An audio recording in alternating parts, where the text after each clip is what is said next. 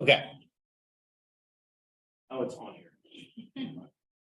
You say, who thinks they know what VO2 max is? Well, it says it right there on the screen. I could scramble around and try to turn it off. Okay. But I know you guys have all seen this before. Okay. I know you've seen it before. We're going to try to talk about how we assess it just a little bit more so today and explain some of the differences about if you're on a bike versus a treadmill versus a couple of other things, why it's going to be different and how we know if you've actually reached and attained VO2 max. Okay. VO2 max is the highest metabolic rate that sort of Krebs cycle on the electron transport chain is. This is at absolutely max out all the steps, all the enzymes, all the things. This is the most or fastest amount of energy that pathway can provide. Okay. And so rather than expressing it during as ATP or kcals, which we could, I guess, we express it as oxygen consumption as some value. Okay. We'll talk in the next slide about why it's important that to compare these values among all of you in the classroom and everybody else, you actually have to express it relative to body weight. I will explain why that's important. Okay. The single best way to know what somebody's VO2 max is we have to put them on some sort of exercise device, and we have to make them work as hard as they possibly can for as long as they possibly can in an effort to essentially deplete all of their anaerobic metabolic, deplete all their creatine phosphate, drive glycolysis as fast as we can to make sure that we are stimulating those metabolic pathways to their highest possible extent. Okay. Generally, this is done one of two ways. Okay. You do what's called a ramp. Ramp, right? You come to my lab downstairs, we put you on an exercise bike, and you start pedaling. We make the resistance on the bike go up basically every second. It goes up like half a one. Can't even tell that it's gone up. But then like 2 minutes later, you're like, oh, it's harder. Right? And it just ramps up like this. And you just ride the bike until you cannot turn the crank.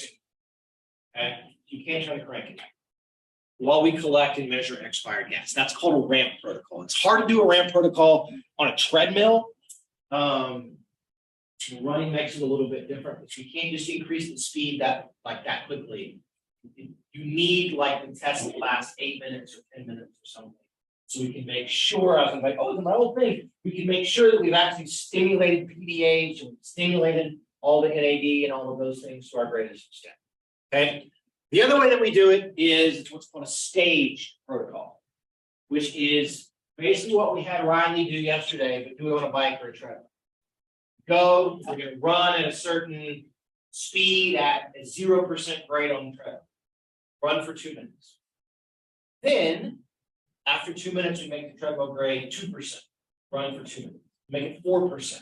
Run for 2 minutes. So on and so forth, until you get to a place where I cannot run that speed at that incline anymore. Okay? That's called a stage protocol. If we really care about getting the highest value, you need to do a stage protocol. The reason that what we're trying to get is I make the work on the bike or the grade and the speed of the treadmill higher, and you're able to keep going. We measure your oxygen consumption, it does not increase. Okay? We call this a plateau. So there's an increase in work rate, but no corresponding increase in oxygen consumption. That is the single sort of best indicator that we've reached VO2. Okay? This almost never happens. It's really hard for people to get to this place. So the way that we cheat it in some ways is we take you to what we think is your max, we let you rest for 20 minutes, and we put you back on the bike or the treadmill at a higher work rate. And we force you to do more work. And then we see if we can drive the VO2 up higher. It's called a validation protocol. It's terrible. It is terrible to do all those. But that's the way that we really care about this. Okay. VO2 max is the single best indicator of what we call cardiorespiratory endurance and or aerobic fit. VO2 max is truly an integrated physiological parameter. Dr. Black, what do you mean by that? What I mean is, yes, it's a measure of aerobic metabolic function, but that aerobic function depends also on cardiovascular system function, pulmonary system function, and on sort of skeletal muscle or neuromuscular system function. Okay? And so it is going to tell us something about the ability of all of those systems to work together to bring oxygen to the muscles and then use that oxygen to make ATP, use that ATP, generate force over and over again so that you can actually exercise. I said it yesterday. This is not a great predictor of who wins like a distance endurance race, okay? But it's a really great predictor of overall health, okay? The higher your VO2 max, the longer you will live. Period, end of discussion, okay? So that's going to be a really important kind of. It is generally expressed as liters of oxygen taken up or used in the muscle per minute. So this liters per minute value, okay? The problem with this liters per minute, your VO2, much like your cardiac output, they're very highly related, is related to body size. Okay? Liters per minute value is related to body size. A bigger person has bigger lungs.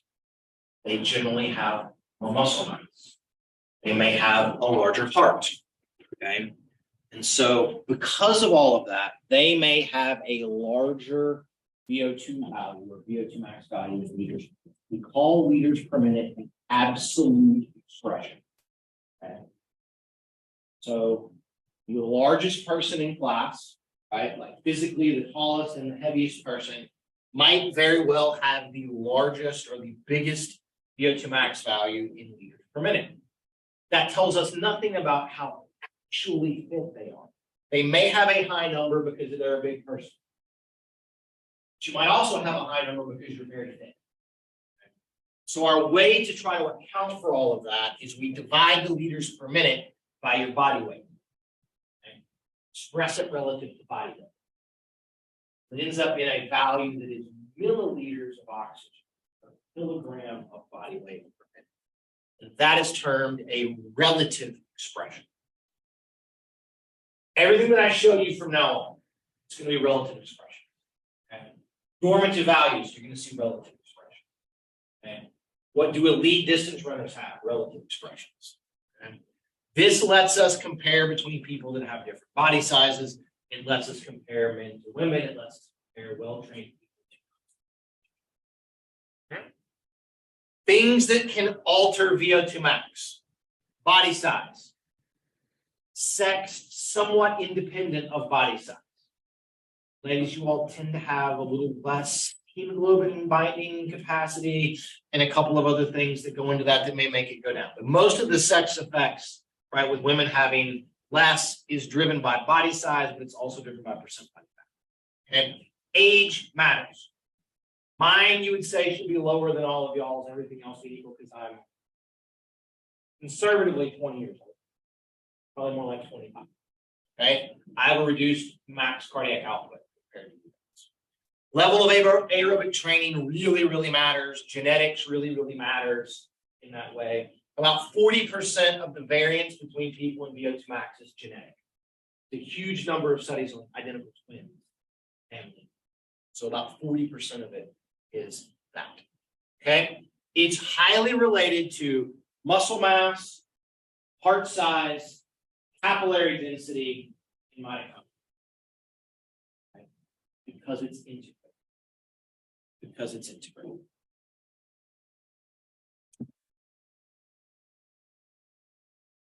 All right, so here we have Dr. Black in college, black now, okay?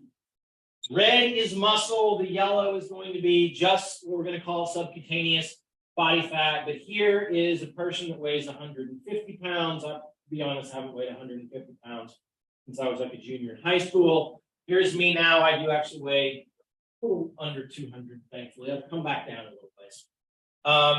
VO2 max in absolute sense, 3 liters per minute in both instances. That is in some ways directly related to the red tissue, directly related to muscle mass. Okay? You use the muscle to generate force. That's where you're using all of the ATP. That's where your mitochondria are. That's where the capillaries go. This is where the blood is going. That's why muscle is so important. But if we then express it relative to body weight, here, 44 mLs per kg per minute. Here, 33. Okay? One of the reasons that expressing relative body weight matters so much is that for walking and running types of exercise, for function in your everyday life and things, you have to carry your body weight around. Whatever it is that you weigh, you have to move all of it. When you tend to add weight, which the epidemiological evidence will suggest to us that all of you will as you age, 20 pounds between now and when you're 45. I am the statistic. Okay? Average American gains 20 pounds between 25 and 45. Yeah. You have to carry that weight around. Okay? What you are in essence doing, it's going to sound gross, maybe make some of you think if you've ever seen the movie Fight Club. You are carrying around, when you add weight, it's mostly fat. You're carrying around a fat backpack, right? So imagine if you put books in your backpack, put it on your back, and you're going to go run today. That's what you're doing. When you add body fat, you're just putting extra weight on yourself that you cannot use. You cannot get any force from, okay? They've done lots of studies to look at all of this by using added, they call them an added weight model. We just take Kyle, we give him a 20-pound backpack, and we say, you're going to do a VO2 max test today. See what your VO2 max is, right? And it's going to go down relative. Like he's the exact same person he was without the backpack, but by having to carry 20 extra pounds, his fitness goes down, okay? This in some ways is why so many of the military guys all look like cross-country runners. They got to carry, 100 pounds on their back and carry their weapon and all of those things. And so in order to do the stuff that they want to do, they got to look like this to start with. Have a VO2 max that's not 44, but it's like 70 or something. So when they load them all down, they're still just slightly better than average. But that's why we have to normalize it to bodies. That's why it's important. There have been studies where rather than normalizing it to body weight, they actually put you and they give you a DEXA scan and they take out your body fat. They measure it relative to lean body mass. And for things like cycling, that is non-weight bearing, your weight supported, cycling, rowing, things like this, where you at least get to sit and you don't have to support your own body weight, expressing VO2 max relative to lean body mass is actually a slightly better predictor of who's going to be the best performer as opposed to doing it in body weight. That's really for cycling and those. Because you can be big, right? Cyclists tend to be, Dr. Larson excluded, cyclists tend to be sort of bigger, stronger. You ever seen a professional cyclist, like their legs and they're big, lots of muscle. So they need to generate a lot of power because they don't have to carry their weight, they're just on their bike, right? In that way. You see a lot of rowers, big, strong, right? They don't look like cross-country runners, and yet they may. The highest woman's VO2 max that I've ever seen was in one of our master students who was a rower. And her VO2 was like 73. That's what just out of this fucking world on things. But she was 6'3" and weighed 185 pounds and looked like she should play wide receiver or something. I am not kidding. I mean, she was, a really finely tuned athlete. And was just a girl that played volleyball that got here and was like, I don't know what else to do. Like, come out, try out for the rowing team. And voila. So anyway. Okay. Here is showing kind of relatively what happens as we increase work rate. Here's our measured oxygen uptake. The red line represents, this is the same person. Okay. Green line is you're very a sedentary person, you don't ever do things. And then the red line is that same person when they've gotten much more fit. They've trained a whole bunch aerobically. And what you will notice, like see here early on, they go up in exactly the same way. It costs us the same energy to do the same work. What tends to happen as you get more fit is we just allow you to extend that line farther on. Okay. And so these two in these particular examples, we're showing this work rate increases in VO2 does not go up any farther. So we've reached a plateau. And there we go. We're going to say that we've reached your maximal capacity. Okay. Okay. Normal ranges and then relatively active, which you guys are relatively active for the most part. You all, in comparison to regular college students, probably much more active. 18 to 22-year-olds. So kind of college age exercise, physiology, exercise, science students. Men have average values of about 44 to 50. Women, you all have average values somewhere around 40. Okay. I don't know if you guys remember what you got in health and fitness when you did your estimation test or something. But it may or may not be kind of around there. I would argue in today's society, these normative values are probably 40 years old. They're probably, you guys are probably here, regular average kind of college students. I don't know, think of whatever major you think is the least active. When we want to recruit inactive people, we go over to business and physics and those places. We try to find people, they're probably maybe 3 or 4 mLs per kg per minute lower. So women in about the mid 30s, guys from 40 to maybe 45. Okay. Elite distance trained people. Okay. 70s and 80s. Okay. 70s and 80s. The highest ever measured, I think this is actually a wrong number now. I think there's been a guy who is a professional cyclist who was like 97. Okay. And he cannot even place at normal cycling. He can't place. What does that tell us about how important your good? I mean, it's important, right? It gets you in the ball game, but then there's a whole bunch of other things that are go there. Women, I think it's still about 77 or 78. And a lot of this is related to its body size. And then unfortunately, as every one of the ladies in the class does not need to be reminded of in comparison to the men, you all will always have a relatively higher percentage body fat. Because childbirth, right? You're going to have about 10% more body fat than men. All other things being equal, right? If y'all get under 12% body fat or something, you'll stop having periods and you start becoming amenorrheic. And there's a whole host of things from an exercise perspective that actually it hurts in any. Okay, ladies, if y'all want to beat the men, be a swimmer. I'm serious. Be a swimmer. The added buoyancy of somewhat slightly increased percent body fat makes you slightly more buoyant in the water, and that's actually advantageous in comparison. So, like per body size, muscle mass, everything else, women are actually better swimmers than men are because of their increased. So, okay, but that's where we are. Okay, I sort of joke around and say with all of this, a few years ago, one of my master's students was on our track team. He ran a 3,000 meter steeplechase, and for his master's thesis, we tested, we'll just call them the B team of the distance run. These were all the guys and a couple of the girls that were not good enough to go to the conference indoor meet in the spring. And the average VO2 of that group of about 15 of them was like 74. Okay.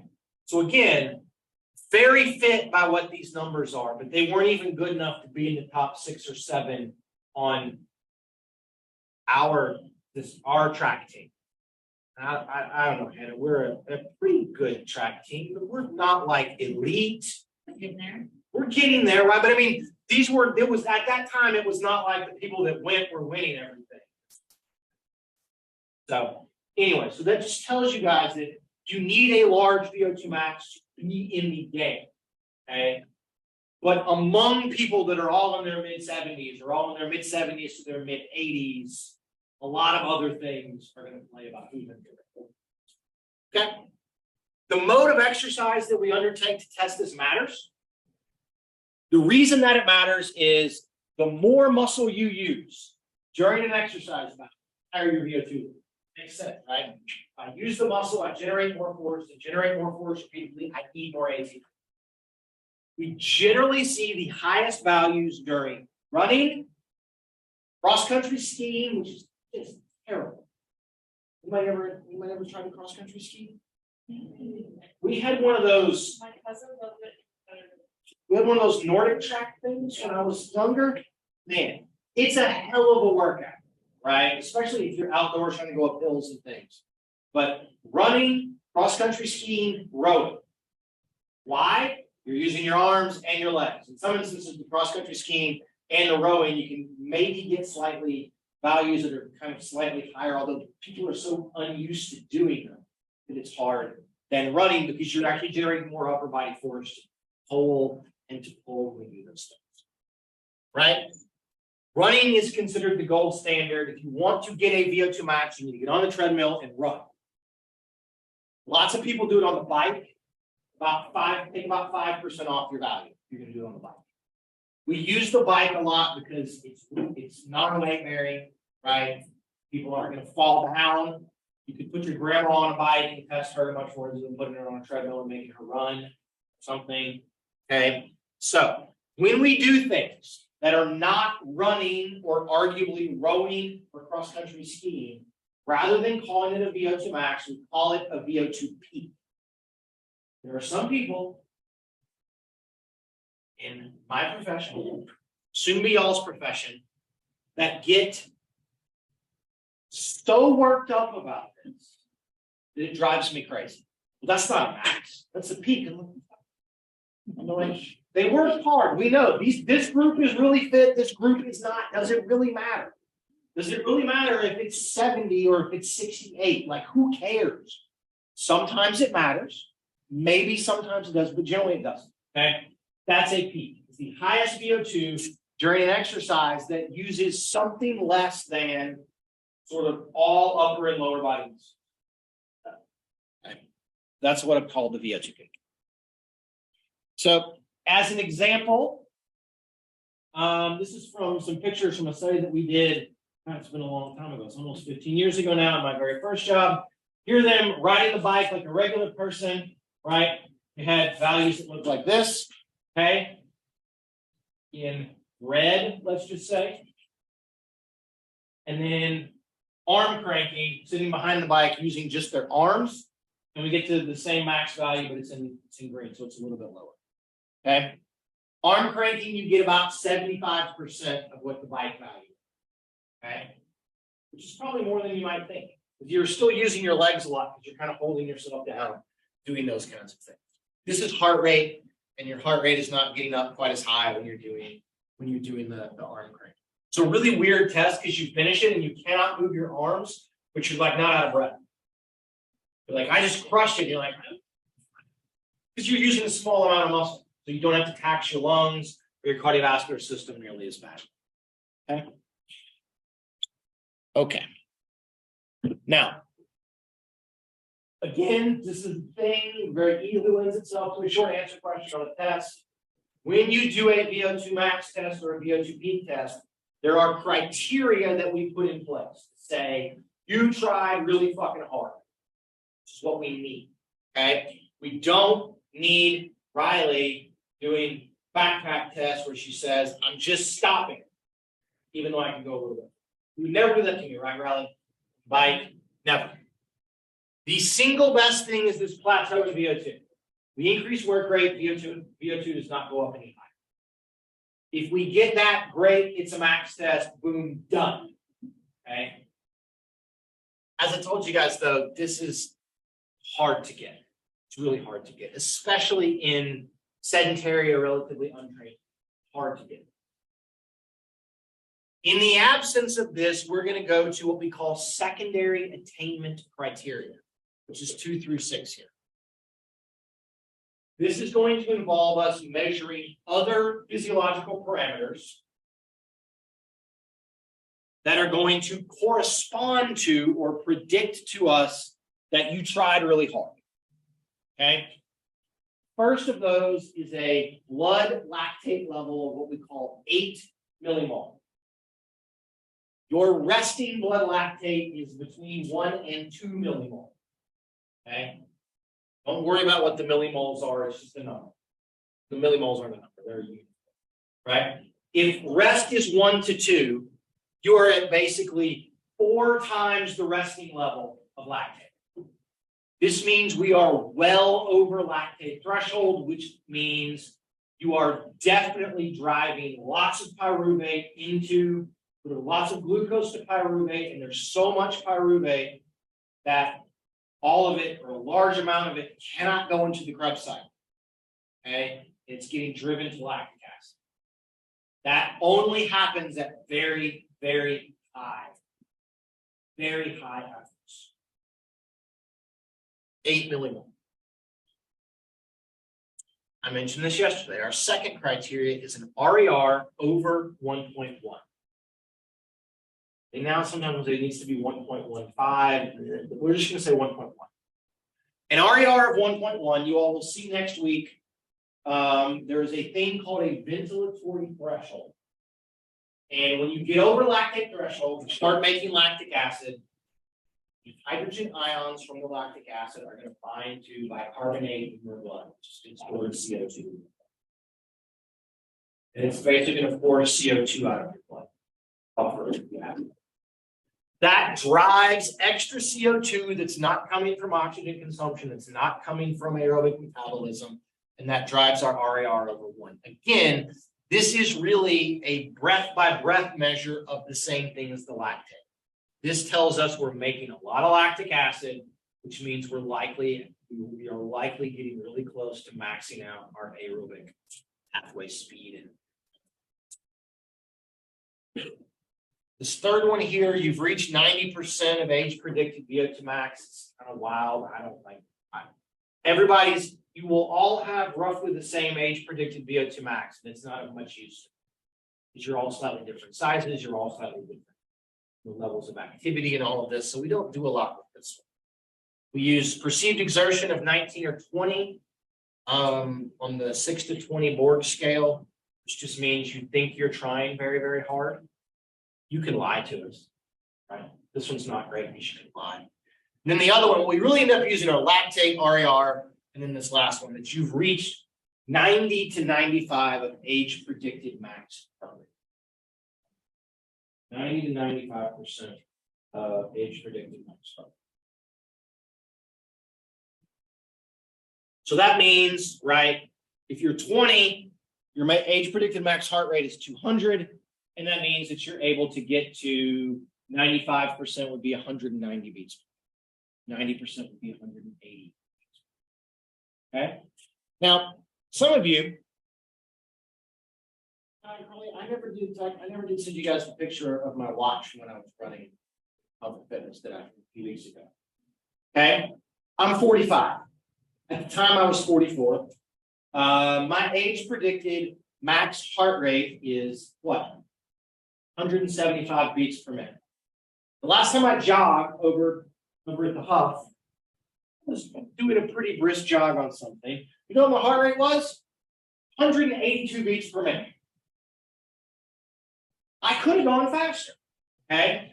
Now, part of that is that my watch sucks, right? And my watch is probably not measuring it as accurately as but there's going to be some wiggle room. So just know, but again, you all will see next week, heart rate rises as exercise intensity and energy is. Okay. Heart rate is our best and easiest parameter to measure that correspond to VO2. It's why we use heart rate to prescribe exercise. If we can get you close to your age predicted max, then we can assume that cardiac output has probably maxed itself out, which means that the delivery side of things, the oxygen side, blood flow kind of getting out to the muscles is probably close to that, in conjunction with the lactate, which tells us that in the cell, we're probably maxing out Krebs cycle stuff, having to make much lactic acid. Those two things. Okay. So there we go. All right, those are our criteria.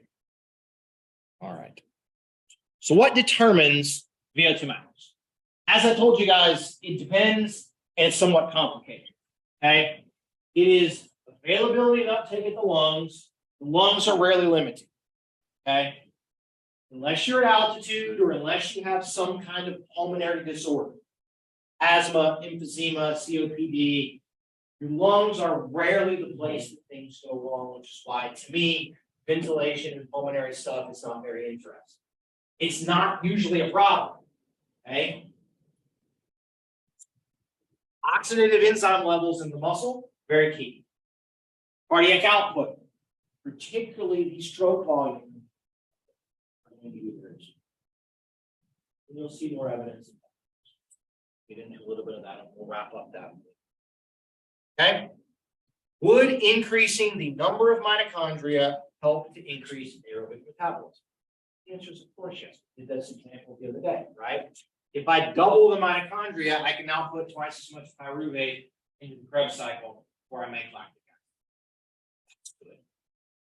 Doubling my capacity, right? The size of the bathtub to put all of that pyruvate, put free fatty acids. That matters. When we get to responses to training, though, most of you can double your mitochondrial capacity. Almost none of you can double your VO2 max. So again, it's going to be some combination of what happens in the muscle, what happens in the mitochondria, what happens with capillaries, and really what happens with stroke volume. A lot of ways that are going to matter. Okay. Yep. All right. Cool. Now, I want you all.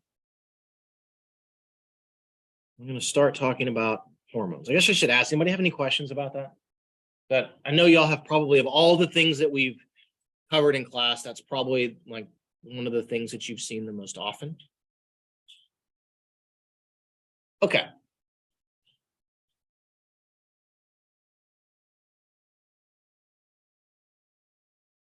Matt, when I say hormones, what do you think of?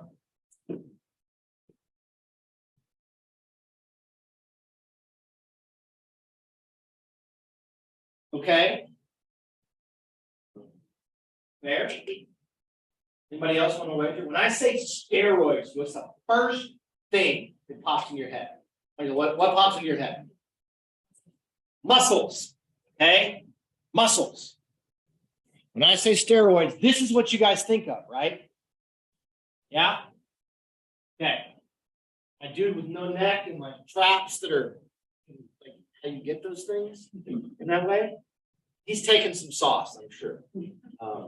I used to know who that guy was, but I don't know anymore. Ronnie Coleman. Okay. Is he a known doper? He was Mr. Olympia. Okay. That's cool. Okay. Cameron? When you put it by so much. Okay. You know. Okay. This is what people most of the time think of when I say hormones and exercise. Okay. You guys mostly think of steroids, muscle mass, big muscled up guys, big muscled up women, right? Those kinds of things. What you're going to learn today is that's part of it. That's part of it. But we use hormones to do a whole lot of other things during exercise, okay, that are not related to increasing muscle mass. And if we couldn't do those things, exercise would not be possible. So we're going to learn a few things today, like what? Yeah. I swear I'm not 14. What is a hormone? What is the function of specific hormones during exercise? Is going to have a big list, right? Insulin, glucagon, cortisol, epinephrine, norepinephrine, thyroid hormone, those types of things. Aldosterone, antidiuretic hormones. We'll talk about what physiological processes can or are controlled by hormones. What are some of the certain functions of certain ones? And then how do they change during exercise? And really, then, you add, why is that change important? So we're going to get at some of these things today. Okay? You can tell how long it's been since I made some of these slides originally. Matt, I'm sorry. I'm going to talk about this, and these kinds of things, these guys. So, my favorite baseball team is the Cardinals.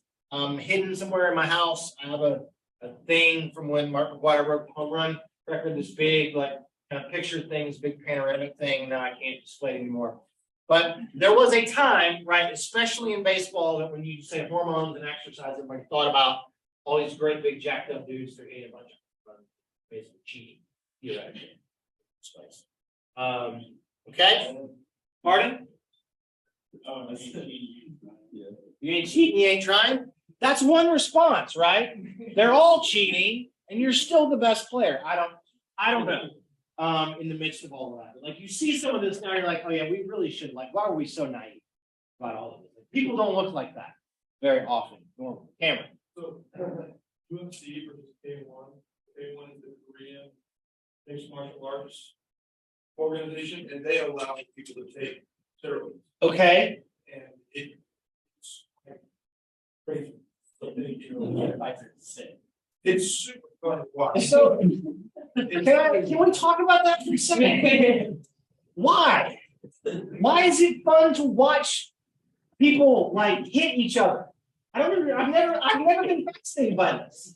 I've never been like, ooh, you know what I want to watch? I want to watch people hit each other. You seen like the Russian fighting league? No. This one was like, I saw on Instagram, but it's like a 300-pound guy against 4 women. And it was like insane. Why? No, dude. Why? It's just crazy. Like, stuff you would never see otherwise. I think one is a little bit more like, that's when they take like the best kickboxers, wrestlers, jiu-jitsu, artists, like all of them combined into one. And they're all like different styles of fight different people, but they're all juiced up. All of them. Okay. And that's what makes it a little bit more enticing as compared to the UFC, because they look at guys in the UFC. They have bubble muscles. Okay. Now we'll make a weird thing, right? So this is only a sort of partial making fun of myself. So does this make me very like I'm a very beta male? I don't care about like fighting or trying to like overpower and I don't fucking care. Like, you know, I've just never been fascinated by this stuff. I'm like, I don't get it. Why do we want to watch people hit each other? Now, you want to watch WWE? I'm in. I get this drama. It's soap opera. It's great, right? So that stuff is fine. I just never understood the other one. Because I mean, everybody's going to end up with concussions. People are going to end up like Muhammad Ali at the end of the day. It's just awful, right? At some point, we're going to have to outlaw football too, right? But I mean, like everybody, when they retire, everybody has arthritis. Everybody has, you know, and like all of this stuff is terrible. So anyway, I don't know. That's a whole separate thing. So people think about this, okay?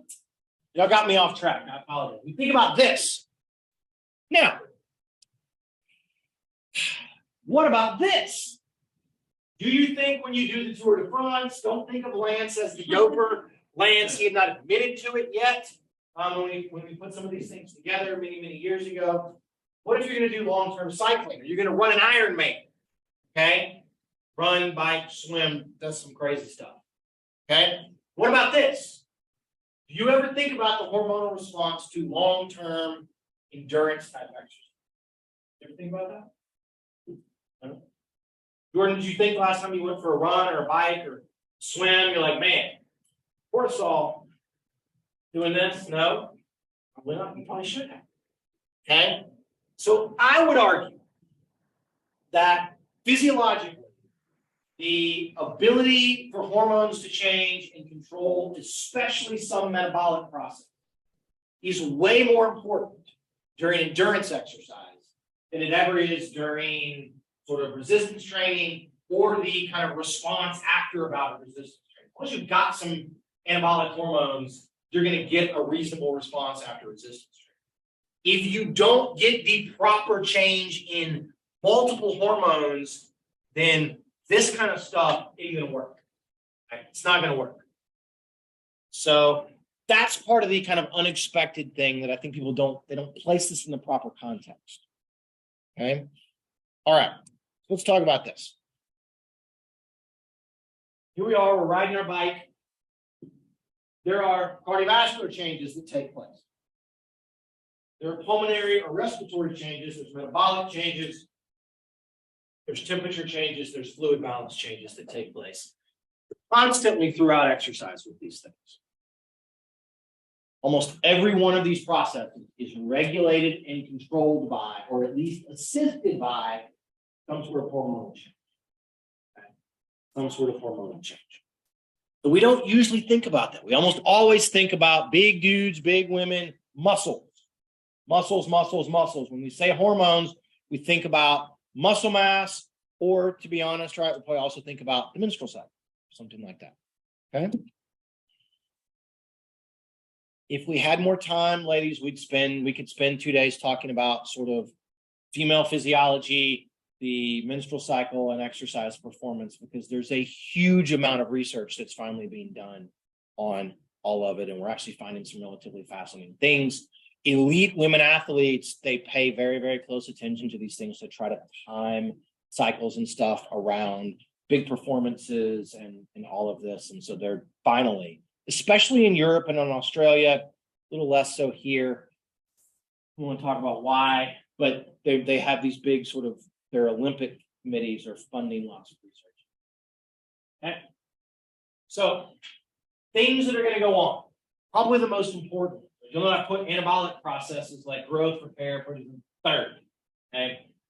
During an acute bout of exercise, the substrate you use for metabolism, especially blood glucose level, and our ability to mobilize fat out of adipose tissue are almost entirely controlled by the hormone response.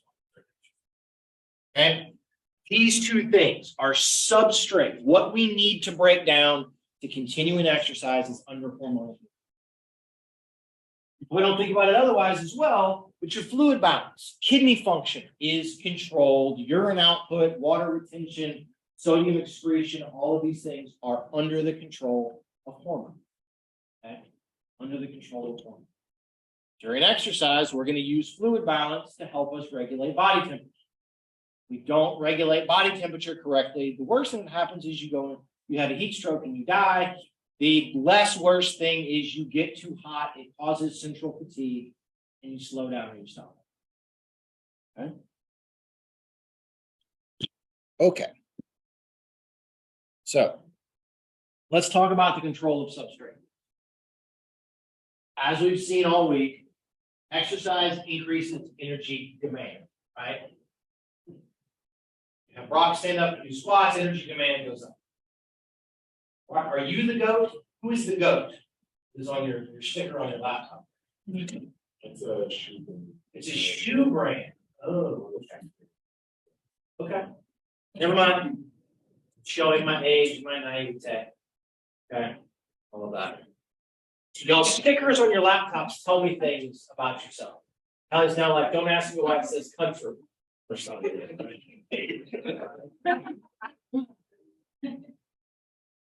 Yes, I love fat doobies. I just don't even know. No, I don't want to know. Don't say protect the guilty, just know. Okay? I don't even know. Okay? Some of y'all have a nice day, or I love kitty cats, but we got other things. Okay? Yeah, one of the things that, I don't want to know, Colin. I don't want to know. I don't want to know. Okay.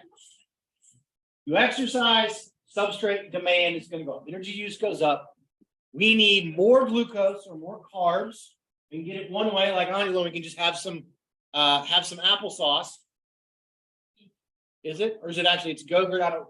I noticed that because my daughter downs those things like nobody's business. So, anyway. In hilarity of all hilarity, they're having a color run at her daycare today. So I have to go pick her up after class, and she's going to be just fucking covered, right, in like blue and pink chalk and all of this kind of stuff. And I was like, what are y'all thinking? Y'all could at least do it and then like hose them all off afterwards or something. We go through like applesauce and Go-Gurt kind of things like nobody's business. Because she's this giant 4-year-old who just eats all the time. My wife's best friend, They have a little girl who's a year and a half older than Ellis. Ellis is bigger than her. Katie doesn't eat. She's like, I don't like this. Ellis is like, where's the food? Let's go. Give me the food. Let me attack the food. You know what she eats? Fruit, vegetables. She ate cauliflower, raw cauliflower for breakfast 2 days ago. She just went into the fridge. I was like, Daddy, I want some cauliflower. She opens up the fridge, gets the cauliflower out, does it. 2 weekends ago at the farmer's market, because my wife bought her the largest head of broccoli I've ever seen. It was like this freaking big. She ate all of it in like 1 day. It's great. I'm glad she eats vegetables. I won't. It's terrible. She is just like this giant kiddo. She needs lots of substrate. Okay. As you start to use energy, as you run metabolism, you need something to feed into the system. You need glucose to feed into glycolysis, and you need free fatty acids, if possible, to feed through beta oxidation into the Krebs cycle. Okay. So we're going to call the process by which we release fat and glucose from their storage sites mobilization. We're going to use hormones to mobilize glucose from glycogen and to mobilize free fatty acids and glycerol from triglyceride storage, which is adipose. Okay? So I want you to know what these things are going to be. Where are the glucose and fat stored, right? What are they stored as? And then where, once we've mobilized the substrates, once we've broken them down, where do they go? Okay? This picture of a brain, I love. It's fake, but I don't know. There's just something very, like I want to squish it or something. But the primary thing that we're doing, okay, during endurance exercise and really at all points in your life, all costs, at all costs, your brain wants to regulate blood glucose level in a very, very, very narrow range. Okay? There's this very tight band of blood glucose levels that the body tries to maintain. So what happens is, right, as I start to exercise, as we will see, I am going to draw glucose out of the blood into muscle to use it for fuel. As that blood glucose begins to decline, that is sensed or detected by the brain, and then the brain, then using hormones mostly, will change some processes that are happening in an effort to raise this blood glucose back up to that level that it wants, and then to further prevent it from falling back down more. Okay? When energy demand increases, okay, energy demand increases, we are going to start trying to get signals from the brain to drive things to use muscle glycogen. If I get glucose from muscle glycogen, it doesn't come from blood glucose. That's good. Okay? I will use some blood glucose, but then I'm going to try to replace it from liver glycogen, which I will show you guys in a few slides. And the best one of all, right, is just use fat. If I can mobilize fat, use fat for energy, then I don't have to use glycogen. I don't have to use blood glucose. My brain stays happy. I don't make any metabolic waste products. I don't do anything that causes central fatigue. Nice. Okay? That's the goal. Because I will tell you guys now, when muscle glycogen gets all used up or when blood glucose levels dip too far, we get central fatigue. Okay? The brain says, muscles, cut this out. We are worried that blood glucose will fall too much. The brain needs the glucose. The brain runs on glucose. So if it begins to dip, the brain says, no, shut this down. Okay? That's what we're trying to do. We're going to release hormones. We're going to monitor these things, and we're going to try to do something so that we can, at all costs, keep blood glucose where we want it to be. Okay? Does that make sense? You guys are with me? Okay.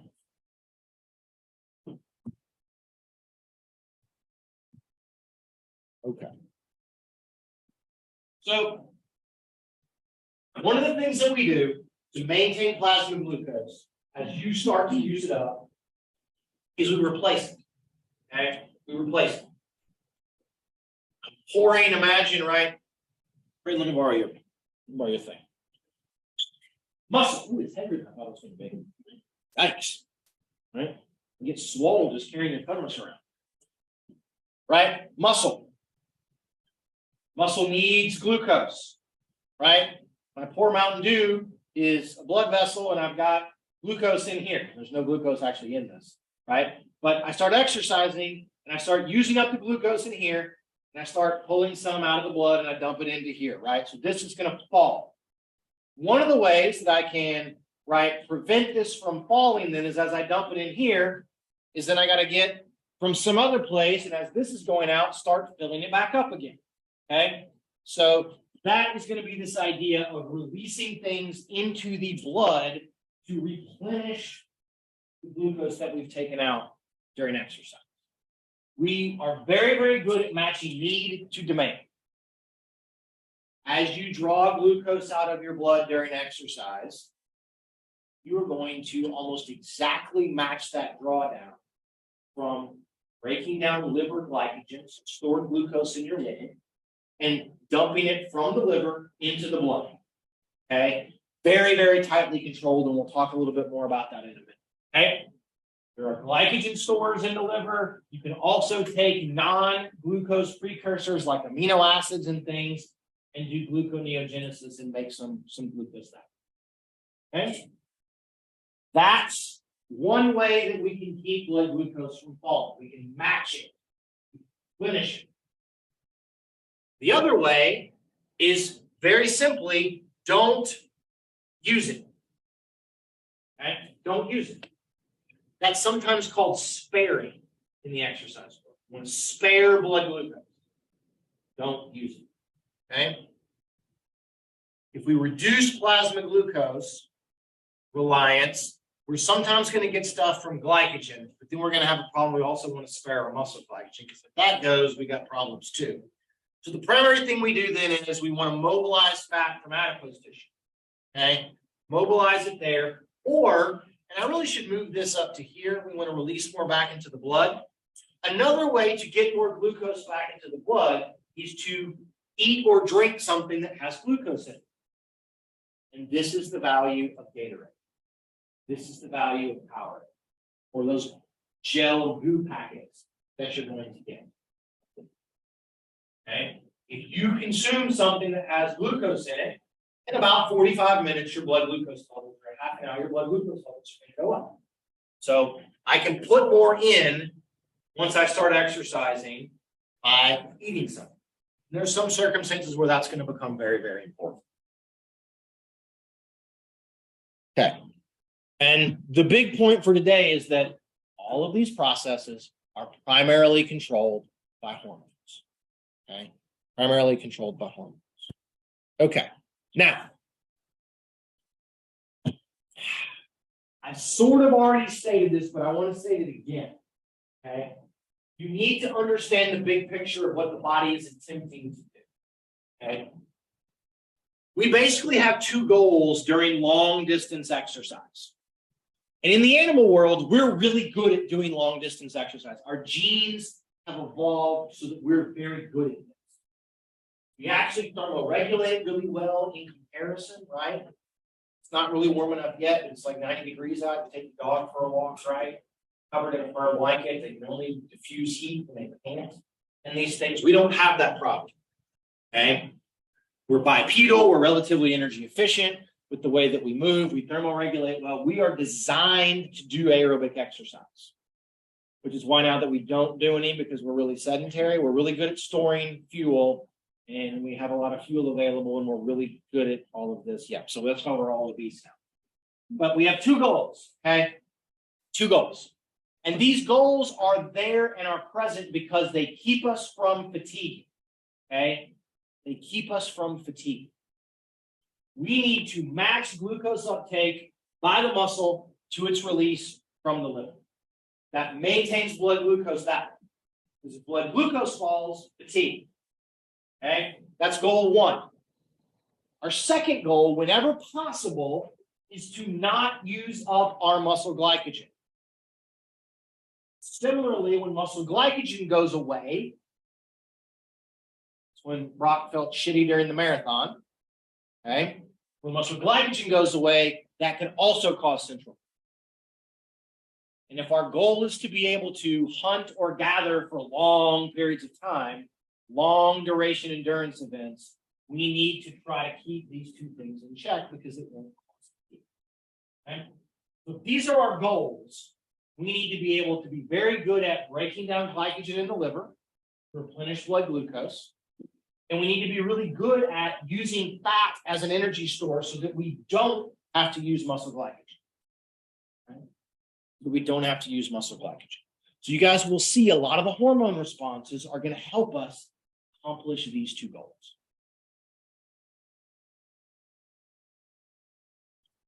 Okay. An hour in, let's talk about what a hormone is.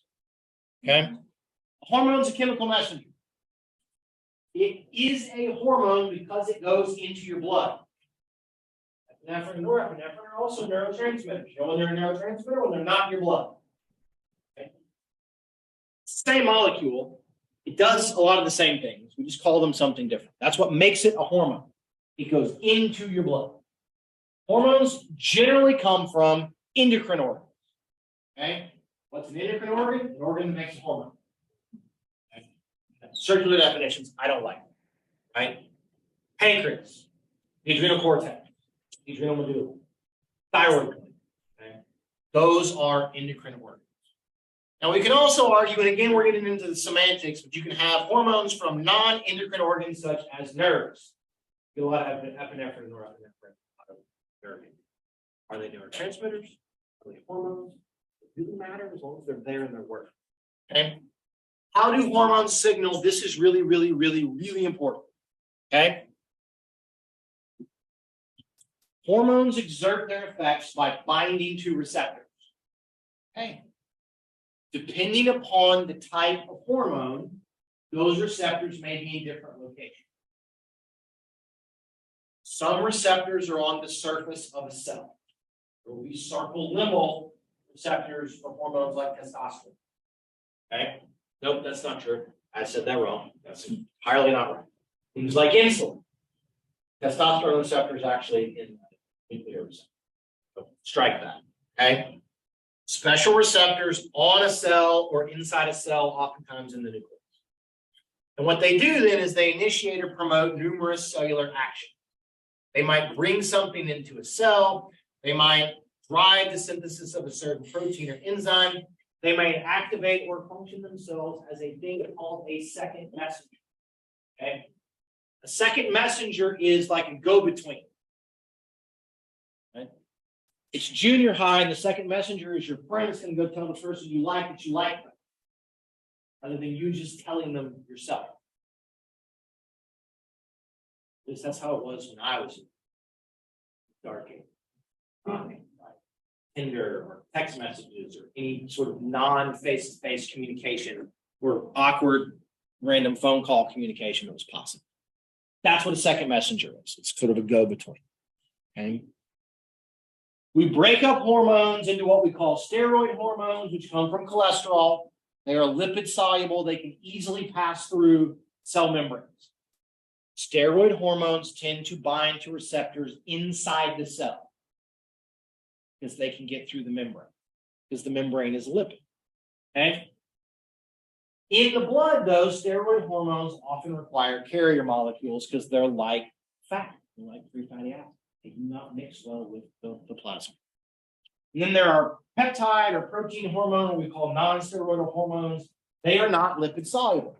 These things travel easily in the blood, but they have to bind to a receptor on the surface of a cell. They can't get into a cell without binding to a surface receptor because they're not soluble in the cell. Okay? We are going to go through some hormones. You all need to know is steroid. Do they have a surface receptor? Do they have a nuclear or intracellular receptor? Part of the things that I want you all to know about this. Okay? Because the location of that receptor and the nature of the hormone is going to help us play some role in what their function is. Okay, so I've just got some cartoons what these things are. Now we're back in freaking anatomy class all over again, right? Common endocrine organs, right? Hypothalamus, pituitary, HPA axis stuff. Thyroid glands right here. Okay. The adrenal medulla, the adrenal cortex, your adrenal glands sit on top of your kidneys, the pancreas, the kidneys themselves, and then anatomically what is loosely called the gonads, but ovaries, testes, those are made. Estrogen, progesterone, testosterone, and the like. Okay. 5-minute break. Then we'll do some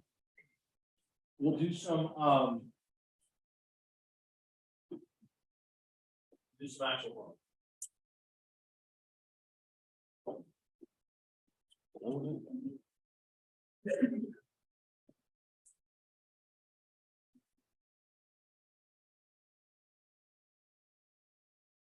Okay, let's do a few hormones. You guys heard about hormones in human phys? Yes? You block that out? Yeah. Any of you have? Like you know. Who'd you guys have? Ketchum? Right? Anybody have Ari? Anybody have Berkowitz? No? Okay. I find that with Dr. Ketchum, you either love her or you hate her. There is no in between. No one is neutral on those ways. On all of that. So, okay. Well, hopefully this is not the first time you guys have seen much of this, okay? But it may be some of the first times you've talked about it in the context of exercise, okay? So we're going to start off by talking about insulin, okay? Insulin. Insulin is important, especially as it relates to maintaining blood glucose. This is our primary way of getting glucose into our cells under normal circumstances. Okay? It comes from the beta cells, right, in the islets of Langerhans in the pancreas. Insulin is a peptide hormone. So it binds to a surface receptor. Okay? When you eat something like those Twizzlers, It's so loud. it's okay. I mostly just like you eat some pure sugar or whatever, stuff, gummy bears, right? All these wonderful things we sell in the snack machine in our building. Blood glucose goes up, that triggers the pancreas to release insulin. Insulin goes into the bloodstream and it comes around and it binds to the insulin receptor on the surface of adipose tissue, the liver, primarily muscle tissue. And here, when it binds to its receptor, the insulin receptor outside of the acetylcholine receptor is probably the single best understood and kind of characterized receptor in our body. Okay. It activates this whole, what we call a signaling cascade. You get lots of these sort of intracellular signals, the end result of which is insulin binds its receptor. We move vesicles from inside of our cells that contain a glucose transporter called GLUT4 from these vesicles inside of our cell out to the membrane. In the capillaries, they're going floating by those muscle cells. There's glucose. The glucose binds to GLUT4 and it brings the glucose in. Additionally, giving you insulin stimulates the process of glycogen synthesis. Okay? Glycogen synthesis. So, that's going to be it brings glucose into the cell. So we've got it, we can use it in glycolysis, and we can use it to replenish or sort of build up our stores of muscle glycogen. Okay? There is also a weird thing that happens during exercise. It's called the insulin-like effect of exercise. Really crazy. In the absence of insulin, you contract the muscle and it activates the same pathway. Okay. Colin stands up and does squats. In his quad muscles, no insulin, it's going to translocate GLUT4 to the membrane and start trying to bring glucose into it. Okay. That's called the insulin-like effect. But under normal kind of resting conditions, insulin is one of the primary ways that we try to get glucose into cells. Right? If you're a diabetic and you don't make any insulin, or you're a diabetic and you can't get your receptors to respond properly to the insulin, you have these chronically elevated levels of blood glucose. Okay. Okay. So now we're going to talk about something that is sometimes termed the counter-regulatory hormone. But it also comes from the pancreas, but it comes from the alpha cells, and it's called glucagon. Okay. Glucagon, in many ways, is the anti-insulin, does the exact opposite of what insulin does. So if insulin is released when blood glucose is high, glucagon is released when blood glucose is low. If insulin brings glucose into a cell, what glucagon does, okay, is try to increase blood glucose. It's going to increase blood glucose by driving glycogen breakdown in the liver, by promoting gluconeogenesis in the liver, so more glucose to dump into the blood, and it promotes the mobilization of free fatty acids. It tells adipose tissue to start breaking down and putting some lipid into the blood. So maybe we'll use the lipids and not use the blood glucose because our blood glucose is falling. Okay. I should also say that insulin promotes fat storage. That should be on the last slide. Glycogen storage, fat storage. Also part of our obesity epidemic. We eat all this stuff, right? You eat a whole bag of Twizzlers. I just put them up now. He's afraid. I just don't know. Like, you bought that bag yesterday. I saw it yesterday. I was like, ooh, he has Twizzlers. I like a Twizzler. I should go buy some. And you didn't eat all of them in one sitting. That's an amazing amount of willpower. So if I buy it, I'm eating it. So, but yes. Okay. But that's what's going on with glucagon. A lot of eyes. Okay? A lot of eyes. I got you. Okay. Our next set of hormones. Okay. Thyroid hormones. Thyroid glands here on your neck, right? So there are two flavors that I want you guys to know of thyroid hormone. One's called T3, the other is called T4. T3 stands for triiodothyronine. Triiodothyronine. 3, and there's iodine in it, right? Thyronine. T4 is thyroxine. Okay. They're relatively similar-ish in their kind of activities in those. Come from the thyroid gland. Okay.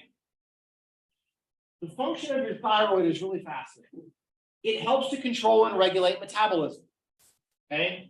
If I give you more thyroid hormone, metabolism speeds up. If I block your thyroid hormone, metabolism slows down. Okay. Very, very important for weight control and sort of feelings of energy and fatigue. One of the things that thyroid hormones do, though, that makes their understanding their effects complicated, is they are what we call permissive. Being permissive means that they may not exert an effect themselves, but they enhance or allow the effects of other things to become manifest. And they let other hormones function more fully, especially epinephrine. Okay? Especially hyper and hypothyroidism. So hypo, you don't make enough. Hyper, you make too much, are, from an endocrine disorder standpoint, relatively common. Okay, relatively common.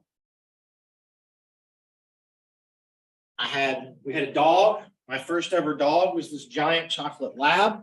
He was the world's best dog outside of our first massacre. And he had hyperthyroidism.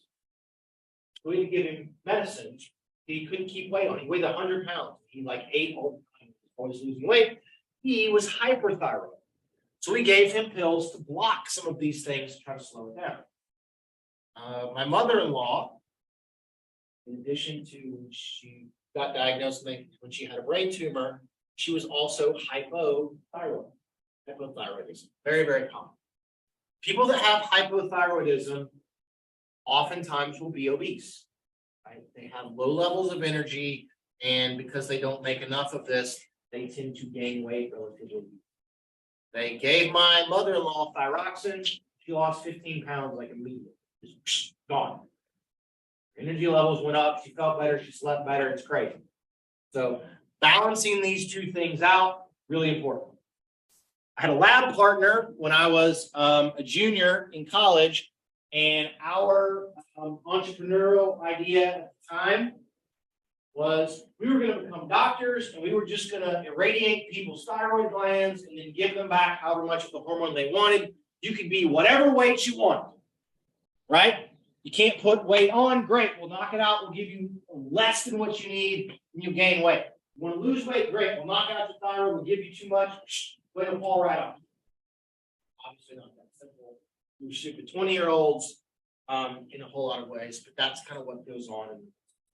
Okay, so changing the levels of these two things has profound effects, not just on sort of weight.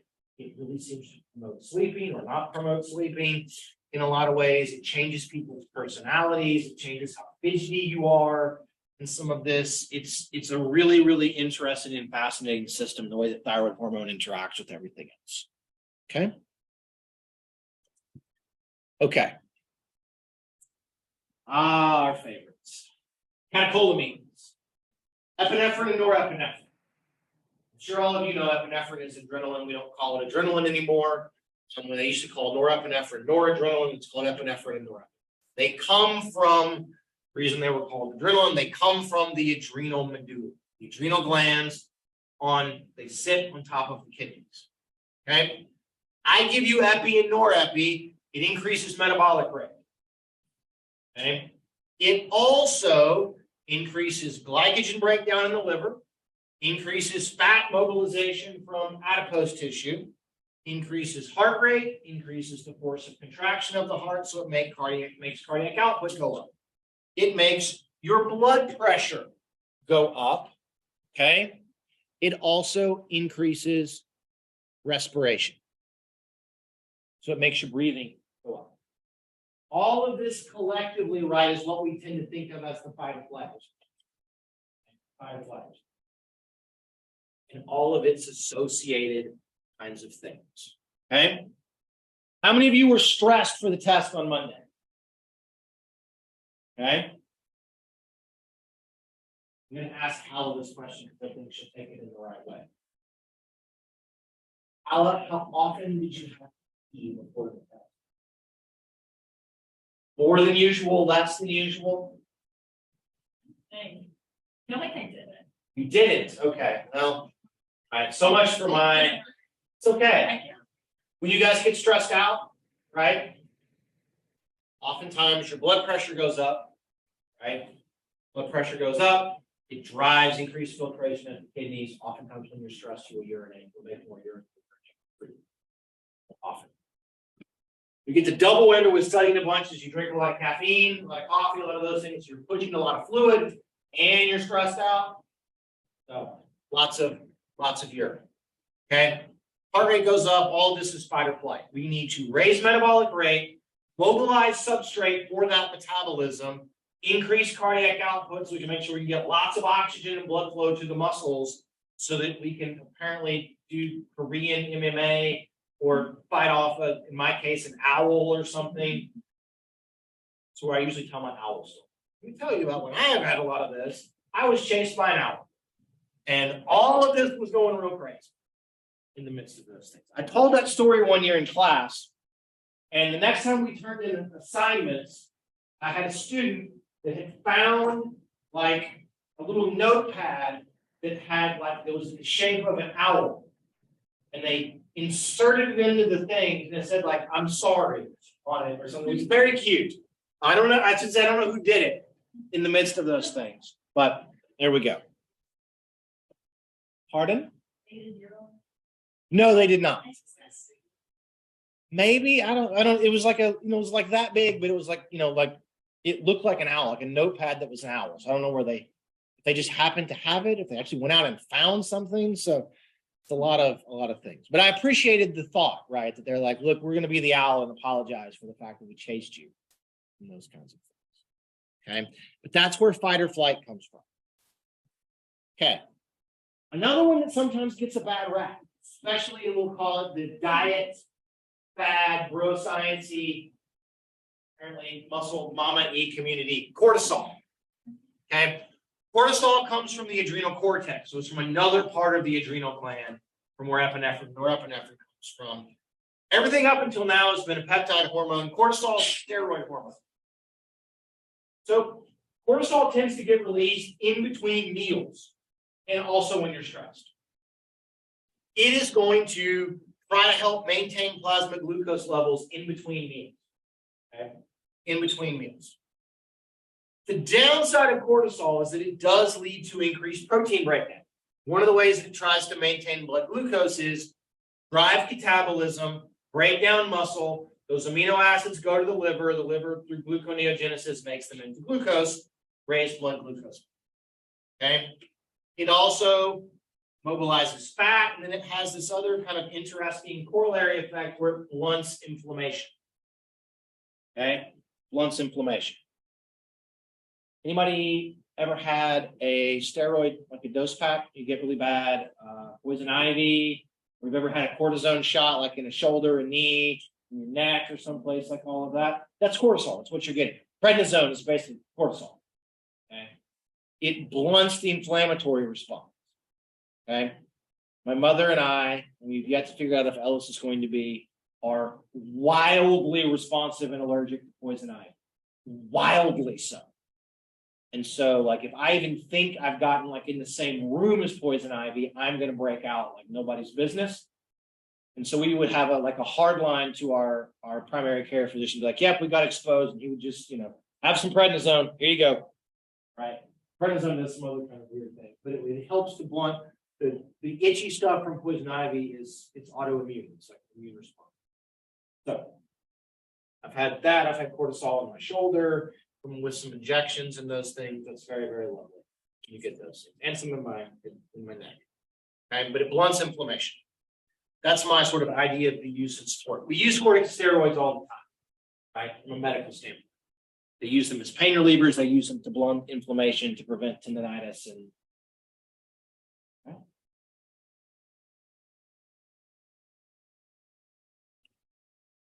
and God, it's been so long since I put some of these things together. You can see what was sort of popular in culture at the time.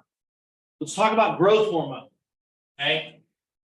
Growth hormone comes from the anterior pituitary. Talked about this a little bit with muscle mass, but one of its primary functions, right, is to increase amino acid transport, to drive protein synthesis, but it also blunts the effect of insulin.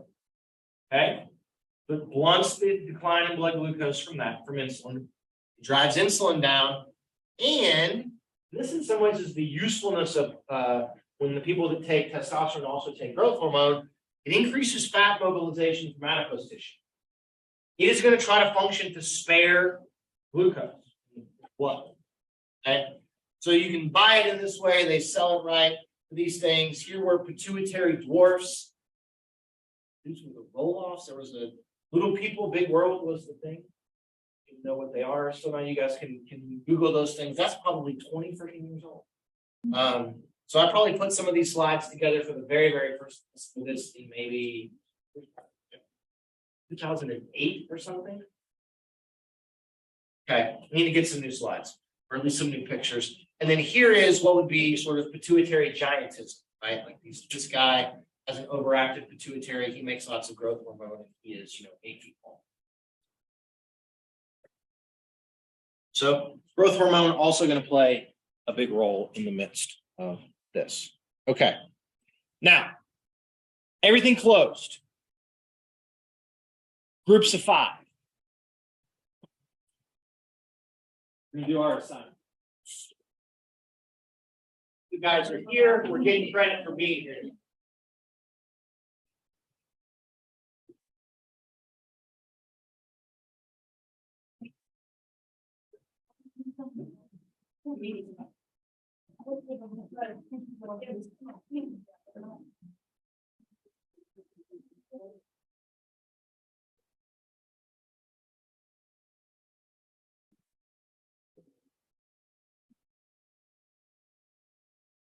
Okay. What I want you guys to do with these two goals in mind, match glucose uptake by the muscle with release from the liver and spare muscle glycogen, I want you to go through our list, okay? Tell me what you think happens to all of the hormones that we just talked about during a bout of exercise, okay? So what do you think happens to insulin?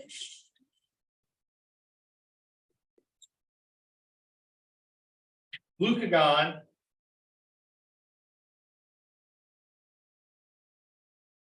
epi and norepi, T3, T4, cortisol,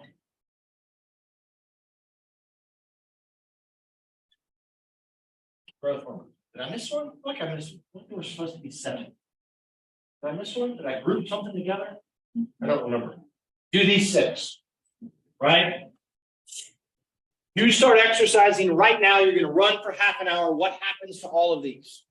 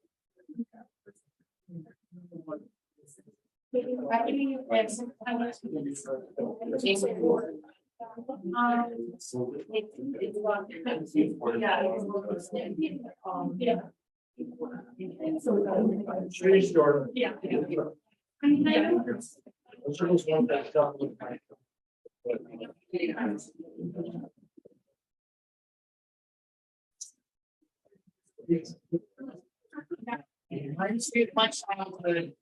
They first came out.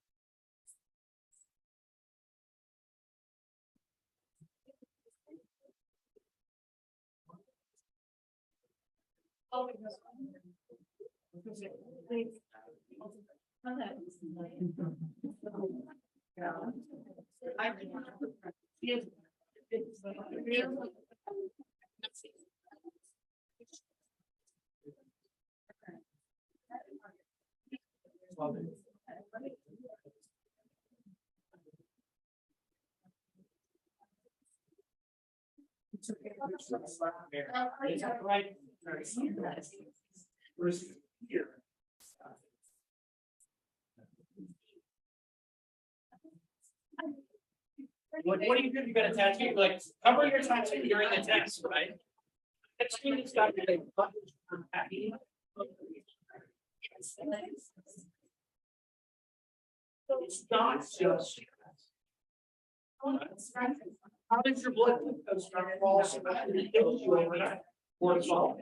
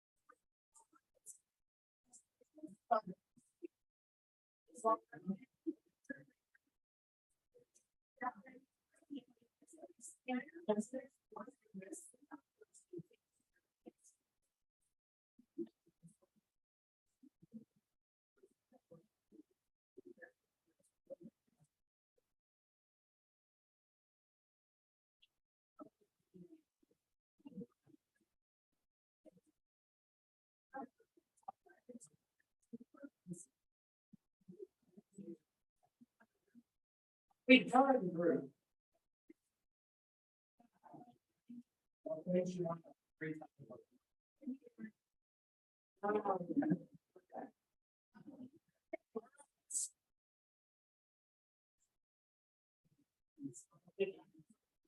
Let's see where we ended up. Now we're just going to go around the room. Okay. Checking your writing. Insulin up or down or the same? One or down. Okay, Hannah, Oh, wait, for insulin? yeah, Down. down, Down. down, Down. down. Is that what you're having on your piece? Okay, I know, the arrow. It right, it's either way. Tell me what y'all put. Down. Okay. Go back to glucagon. up and then. I don't know how to do that. Okay, just putting the arrow up. Okay. Hannah, it's a poorly drawn arrow. Up, child. Up.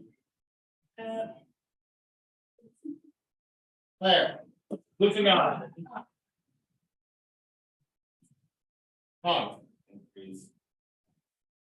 Right? Epi and norepi. Up.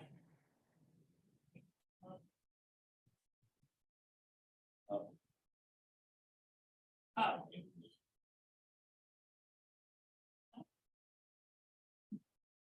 T3, T4. Up.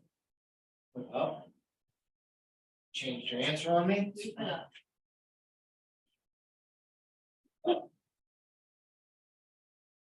Up.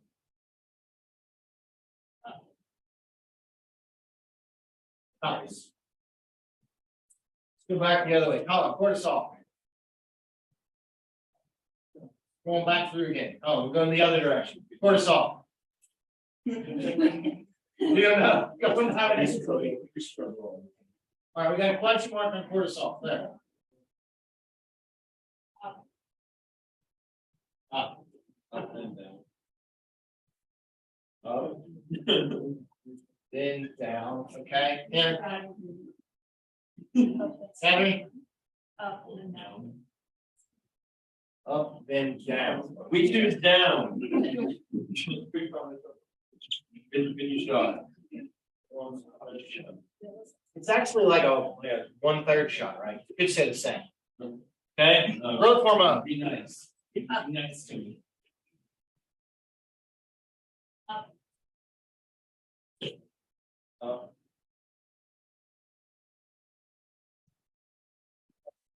Up. Increase.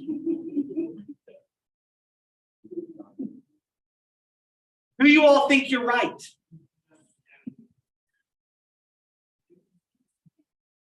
Yeah.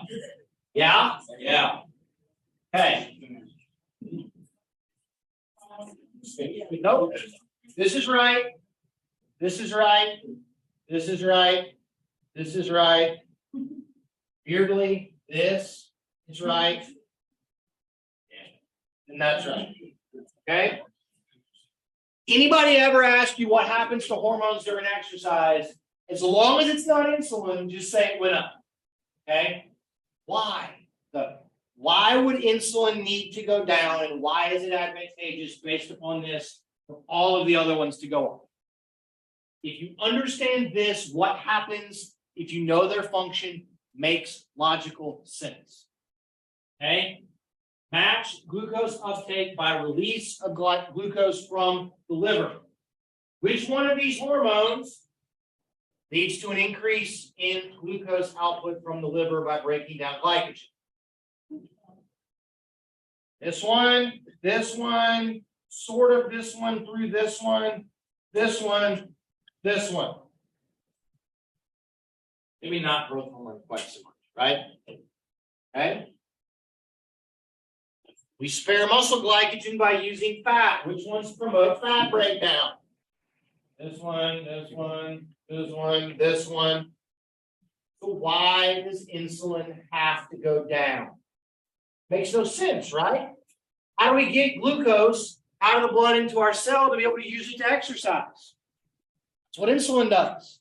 At rest, you're all sitting here. We're probably a half an hour after Ty had some of his Twizzlers. He's probably got an insulin spike right now, right? Claire smashed that whole bag of gummy bears. I'm surprised she's not sleeping right now because of all the insulin. So why does it go down? It makes no sense, right? But that's correct. As it turns out, it has to go down. If it didn't go down, you'd all die. So why does it go down?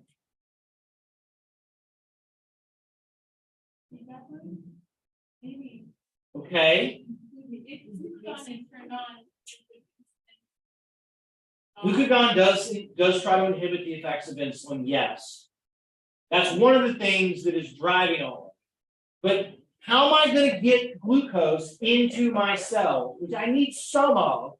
I promise you guys, during exercise, you use a bunch of glucose from your blood. You just replace a lot of it with liver glycogen. So how do you get it into your cells?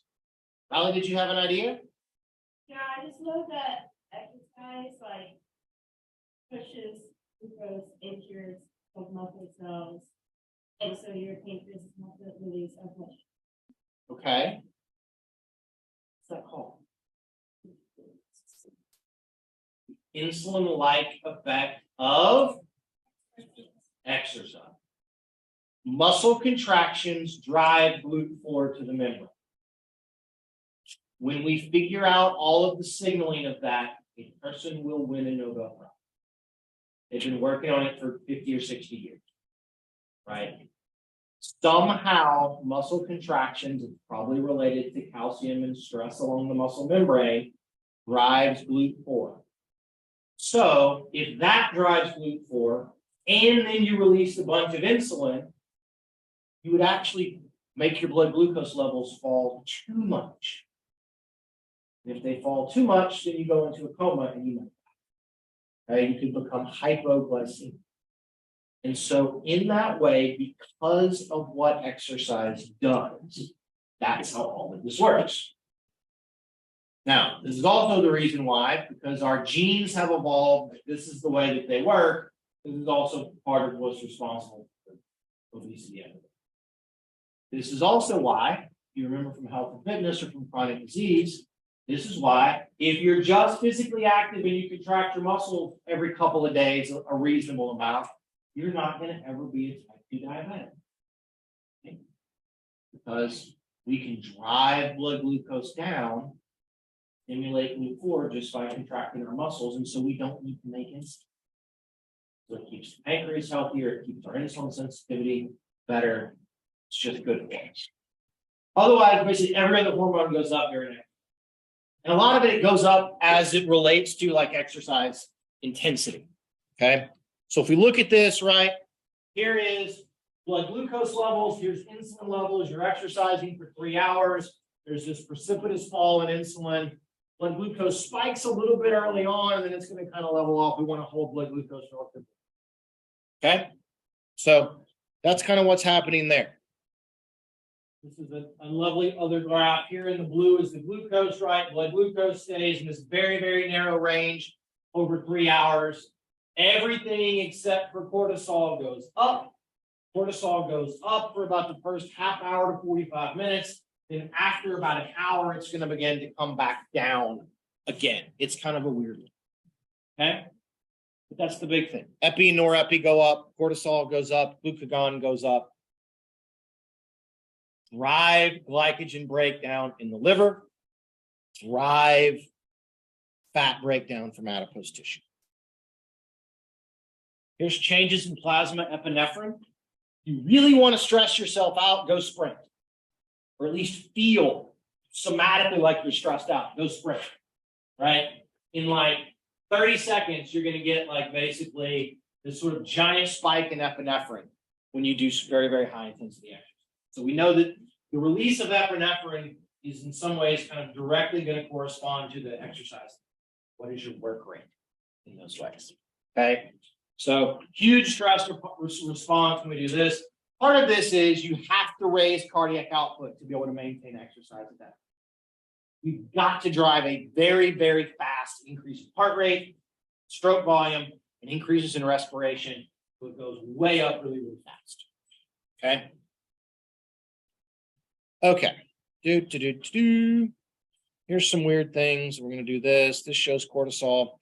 Right, this is the change in cortisol and free fatty acids, right? This is going to drive, and you will note it's gonna take like a half an hour during exercise to really begin to try to raise free fatty acid levels. This was some of the harebrained idea behind let's do a bunch of weights and then we're gonna go ride the bike for an hour and a half. Let's try to shift all of this sort of up earlier in the exercise. All right, this is the same. This is graphing growth hormone, epi, norepi, and free fatty acids all together. They're all kind of changing nicely. We want to break down liver glycogen so that we can put that into and replace blood glucose. And we then want to use our other hormones to drive the breakdown of free fatty acids so we don't use them. Okay. So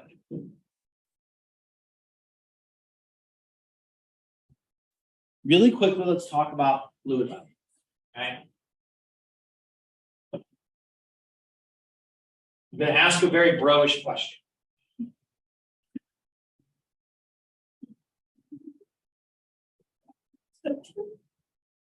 Any of you guys ever worked out and by chance wandered by a mirror and glanced at yourself in the mirror? Yes? Try to be like, ooh, what am I looking like here, right in the mirror? Okay? If you haven't, I know it's Friday. We're some pretty dedicated bros at the gym on a Friday afternoon. We walk over today, right? We'll see people doing it. Not hard. Go down by all the things, they're like looking around and like picking the shirt off, like what do my abs look like and these things. It's great. Why do you do that? I feel good. Okay, why do you feel good? Maybe do you actually physically look different? Is there a noticeable change in how your muscles might look? Right. You're gonna see yourself sweat a little bit.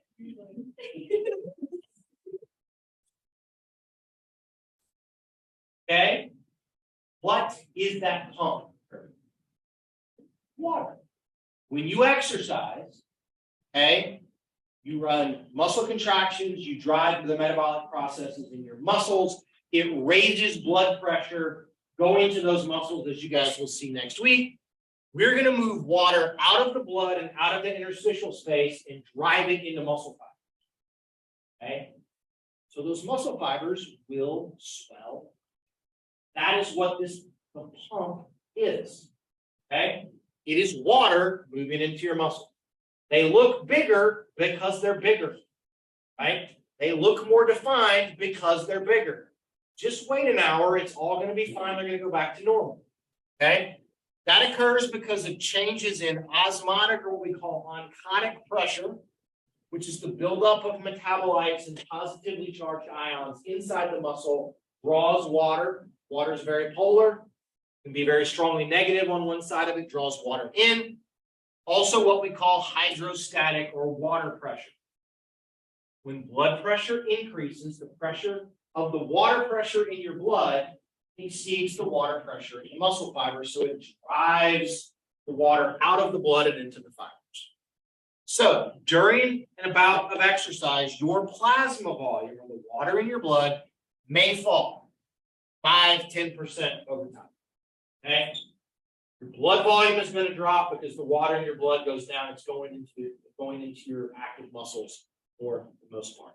This has some interesting kind of things about driving dehydration. If you don't have plasma volume, you lose some here. That's water you can't sweat out to help do thermoregulation.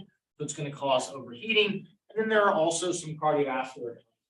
As plasma volume falls, blood volume falls.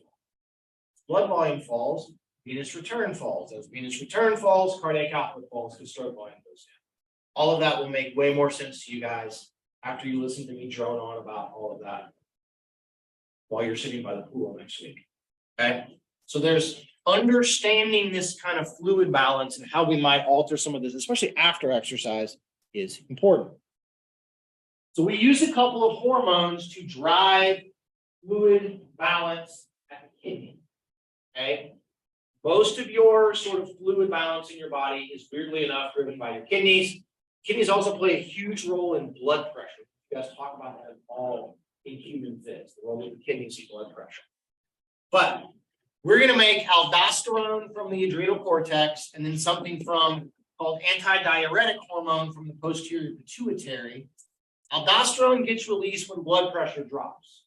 Okay, your blood pressure, you exercise, blood pressure goes up, and then it kind of overshoots when it comes back down.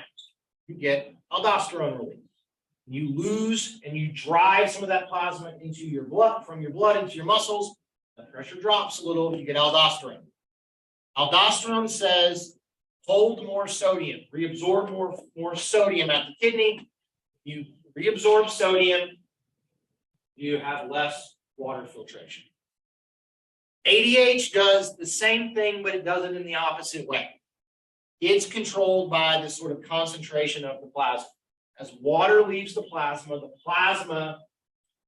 osmolality of your plasma, so the ratio of charged particles and things in the plasma to the water goes up. That is then going to be regulated by the posterior pituitary. You release ADH, and the ADH says, okay, hold on to water. Don't make as much urine. Hold on to water at the kidney so that we can unconcentrate our blood. So these two things attack the same problem. They're going to lead to more water retention in your blood, which is a good thing. Maintains blood pressure, maintains plasma so that we can sweat it out if we need to later on. But they go about it in different ways. Okay? So we're going to use hormones for all of that. Weirdly enough, you guys will see when I get back from ACSM, you get acute releases in these things after one bout of exercise. You guys do a couple of bouts of aerobic training for maybe a week and a half. You release enough of this that you'll start retaining more water, and you'll actually, in some other ways, become thirstier. And you'll drink more water, and it will make your plasma volume and therefore your blood volume go up to an extent that it raises your VO2 max in like a week and a half. All it is you just retain. Okay, really, really fascinating kind of stuff that goes on. And that's it. Okay. Boom. I will